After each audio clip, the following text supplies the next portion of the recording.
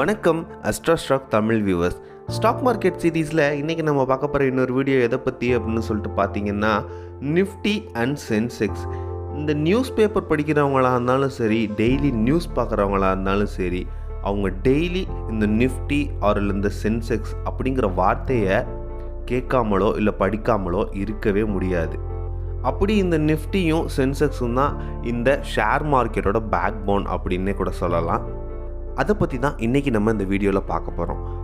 வீடியோக்குள்ளே போகிறதுக்கு முன்னாடி அஸ்ட்ரா ஸ்டாக் தமிழ் சேனலை சப்ஸ்கிரைப் பண்ணிக்கோங்க ஃபார் த டெய்லி அப்டேட்ஸ். இந்தியாவில் 2 விதமான எக்ஸ்சேஞ்சஸ் ஆக்ட் ஆகிட்டு வருது. ஒன்று என்எஸ்சி, அதாவது நேஷ்னல் ஸ்டாக் எக்ஸ்சேஞ்ச் அப்படின்னு சொல்லுவாங்க. அண்ட் செகண்ட் ஒன்று பிஎஸ்சி, பாம்பே ஸ்டாக் எக்ஸ்சேஞ்ச் அப்படின்னு சொல்லுவாங்க. இந்த என்எஸ்சிக்கும் பிஎஸ்சிக்கும் நிஃப்டிக்கும் சென்செக்ஸ்க்கும் என்ன சம்மந்தம் அப்படின்னு சொல்லிட்டு பார்த்தீங்கன்னா, என்எஸ்சி நேஷ்னல் ஸ்டாக் எக்ஸ்சேஞ்சுன்னு சொல்கிற இந்த எக்ஸ்சேஞ்சில் 1500 பலவிதமான செக்டார்ஸில் உள்ள கம்பெனிஸ் எக்ஸ்சேஞ்சோ ட்ரேடிங்கோ பண்ணிக்கிட்டு வராங்க. இந்த ட்ரேடிங்லேயும் எக்ஸ்சேஞ்சிலையும் டாப் 50, அதாவது பொருளாதாரத்துலேயும் சரி, அவங்களுடைய வளர்ச்சியிலையும் சரி அதிகமாக இருக்கிற கம்பெனிஸாக செலக்ட் பண்ணி இந்த நிஃப்டியில் ஒரு 50 கம்பெனிஸை டாப் 50 அப்படின்னு சொல்லிட்டு வச்சுருக்காங்க. அவங்க தான் இண்டெக்ஸ் ஆஃப் தி நிஃப்டி அப்படின்னு சொல்லுவாங்க. அவங்களுக்கு இன்னொரு பேர் என்ன அப்படின்னு சொல்லிட்டு பார்த்தீங்கன்னா நிஃப்டி 50. இந்த நிஃப்டி 50யை தான் நம்மளுக்கு ஷார்ட் பண்ணி நிஃப்டி அப்படின்னு சொல்லியிருக்கிறாங்க. ஓகே, இந்த 50 செலக்ட் பண்ணணும் அப்படின்னு சொல்லிட்டு பார்த்தீங்கன்னா, இந்த 50 கம்பெனிஸில் உள்ள ஏற்றத்தாழ்வு, அப்ஸ் அண்ட் டவுன்ஸ் தான் இந்த என்எஸ்சியோட மார்க்கெட்டையே நிர்ணயிக்குது. ஏன் அப்படின்னு சொல்லிட்டு பார்த்தீங்கன்னா, இந்த 50 கம்பெனிஸ் தான் பெரிய ஷேர் ஹோல்டர்ஸ். ஸோ இவங்களை பேஸ் பண்ணி தான் என்எஸ்சி அவங்களுடைய கால்குலேஷன்ஸ் எல்லாத்தையுமே வச்சுருப்பாங்க.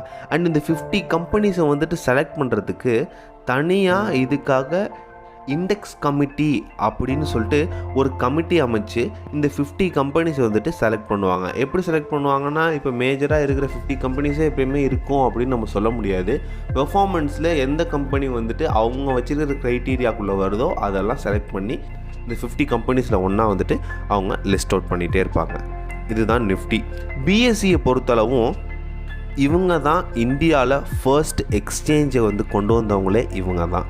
அண்ட் இது ரொம்பவே பழைய எக்ஸ்சேஞ்சுன்னு கூட சொல்லலாம், பாம்பே ஸ்டாக் எக்ஸ்சேஞ்ச். இவங்களோட மெயின் இண்டெக்ஸாக இருக்கிற கம்பெனிஸுக்கெல்லாம் ஒரு ட்ரேட் நேம் கொடுக்கணும் அப்படிங்கிறதுக்காக தான் சென்சிட்டிவ் ப்ளஸ் இண்டெக்ஸ், அதை தான் ஷார்ட் பண்ணி நம்மளுக்கு சென்செக்ஸ் அப்படின்னு சொல்லுவாங்க. இந்த ரெண்டும் தான் இந்தியன் ஸ்டாக் மார்க்கெட்டோட பேக் போன் அப்படின்னு சொல்லலாம். இது நம்ம இந்தியாவில் எந்த விதமான ட்ரேடிங், இன்ட்ராடே ட்ரேட் பண்ணாலும் சரி, ஈக்விட்டி, கமோடிட்டி, கரன்சி, எக்ஸ்சேஞ்சஸ், இது போல் எது பண்ணாலும் சரி, இந்த 2 ட்ரேடிங்கை தவிர நம்ம வேறு எதுலேயுமே பண்ண முடியாது.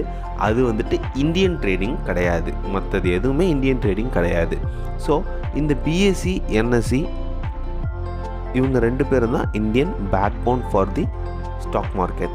இந்த என்எஸ்சியில் உள்ள டாப் 50 கம்பெனிஸை தான் நிஃப்டி அப்படின்னு சொல்லுவாங்க. அண்ட் பிஎஸ்சியில் உள்ள அவங்க இண்டெக்ஸ் கம்பெனிஸை தான் சென்செக்ஸ் அப்படின்னு சொல்லுவாங்க. இதுதான் நிஃப்டிக்கும் சென்செக்ஸுக்கும் உள்ள வித்தியாசம். நம்ம பிகினராக இருக்கிறோம், ஒரு நியூ ட்ரேடராக இருக்கிறோம் அப்படின்னா இதெல்லாம் தெரிஞ்சிக்க வேண்டியது நம்மளுடைய அவசியமாக இருக்குது. சேஃபாக ட்ரேட் பண்ணுங்கள், ஹாப்பியாக ஏர்ன் பண்ணுங்கள். Have a nice day.